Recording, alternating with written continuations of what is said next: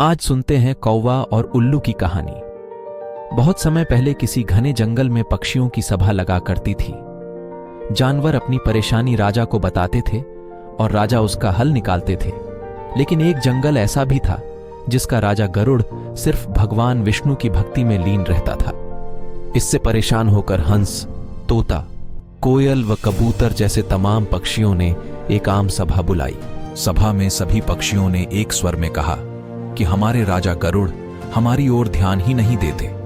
तभी मोर ने कहा कि हमें अपनी परेशानियों को लेकर विष्णु लोक जाना पड़ता है। सभी जानवरों की दुर्गति हो रही है, लेकिन हमारे राजा को कोई फर्क नहीं पड़ता। उसी वक्त हुदहुद चिड़िया ने एक नया राजा बनाने का प्रस्ताव रखा। कोयल ने कुहू कुहू और मुर्गे ने कुकड़ुकू की आवाज निकालकर इसका समर्थन किया। इस तरह घंटों चली सभा में परेशान पक्षियों ने आम सहमति से एक नया राजा चुनने का फैसला लिया। अब राजा को चुनने के लिए रोज बैठक होने लगी। कई दिनों तक चर्चा करने के बाद सभी ने आपसी सहमति से उल्लू को राजा चुन लिया। नए राजा का चुनाव होते ही सभी पक्षी उल्लू के राज्य अभिषेक की तैयारियों में जुट गए। तमाम तीर्थ स्थलों से पवित्र जल मंगवाया गया और राजा के सिंहासन को मोतियों से जड़ने का कार्य तेजी से होने लगा। सारी तैयारियां होने के बाद उल्लू के राज्याभिषेक का दिन आया। मुकुट, माला, सब सामान तैयार था। तोते मंत्र पढ़ रहे थे। तभी दो तोतों ने राज्याभिषेक से पहले उल्लू से लक्ष्मी मंदिर जाकर पूजन करने को कहा। उल्लू फौरन तैयार हो गया और दोनों तोतों के साथ पूजा के लिए उड़ गया। उसी समय इतनी तैयारियां और सजावट देखकर कौवा आ गया। कौए ने पूछा, अरे इतनी तैयारियां किस खुशी में? उत्सव क्यों मनाया जा रहा? इस पर मोर ने कौए से कहा, हमने जंगल का नया राजा चुना है। आज उनका राज्याभिषेक हो रहा है, उसी के लिए ये सब सजावट की गई है। इतना सुनते ही गुस्से से लाल कौए ने कहा, यह फैसला लेते समय मुझे क्यों नहीं बुलाया गया? मैं भी तो एक पक्षी हूं। इस बात का जवाब तुरंत मोर ने देते हुए कहा, यह फैसला जंगली पक्षियों की सभा में लिया गया था। अब तुम तो बहुत दूर इंसानों के शहर और गांव में जाकर बस गए हो। गुस्से में काले कौए ने पूछा, किसे तुमने राजा चुना? तो मोर ने बताया, उल्लू को। यह सुनते ही कौआ और गुस्सा हो गया। वो अपना सिर जोर जोर से पीटकर काऊ काऊ करने लगा। मोर ने पूछा, अरे क्या हुआ तुम्हें? कौए ने कहा, तुम सब बहुत मूर्ख हो। उल्लू को राजा चुन लिया जो दिन भर सोता और जिसे सिर्फ रात में दिखाई देता। तुम अपनी परेशानी किसके पास लेकर जाओगे? इतने सुंदर और बुद्धिमान पक्षियों के होते हुए भी अलसी और कायर उल्लू को अपना राजा चुनने पर तुम्हें शर्म नहीं आई? धीरे धीरे कौए की बात पक्षियों पर असर करने लगी। सभी आपस में फुसफुसाने लगे।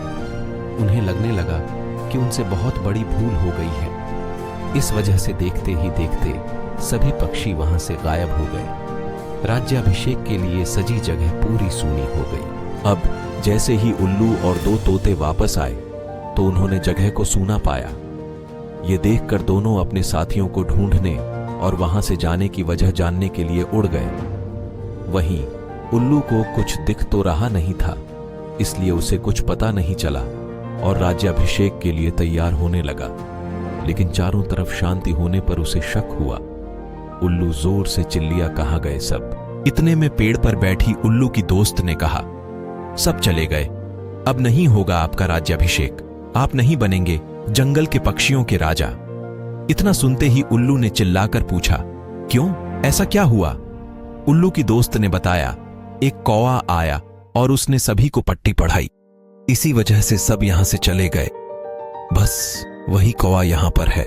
ये सुनते ही उल्लू का राजा बनने का सपना चकनाचूर हो गया। दुखी उल्लू ने कौए से कहा, तूने मेरे साथ ऐसा क्यों किया?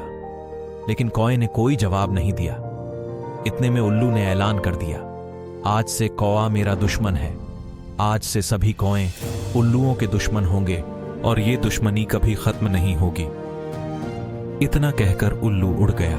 उल्लू की धमकी सुनकर कौवा बहुत परेशान हो गया और कुछ देर तक सोचने लगा। इस दौरान उसके मन में हुआ कि बेकार ही उसने उल्लू से दुश्मनी मोल ली। उसे काफी पछतावा भी हुआ, लेकिन अब वो कुछ नहीं कर सकता था क्योंकि बात बिगड़ चुकी थी। इसी सोच में कौआ वहां से उड़ गया। तब से उल्लू और कौए की दुश्मनी चलती आ रही है, इसलिए मौका मिलते ही उल्लू कौओं को मार देते हैं और कौए उल्लुओं को। इस कहानी से हमें यह सीख मिलती है कि दूसरों के मामलों में हस्तक्षेप करना भारी पड़ सकता है। दूसरों का काम बिगाड़ने की आदत उम्र भर की दुश्मनी दे सकती है, इसलिए अपने काम से काम रखना चाहिए। ऐसे ही कहानियां सुनने के लिए हमारे हिंदी कहानियां चैनल को लाइक, शेयर और सब्सक्राइब जरूर करें।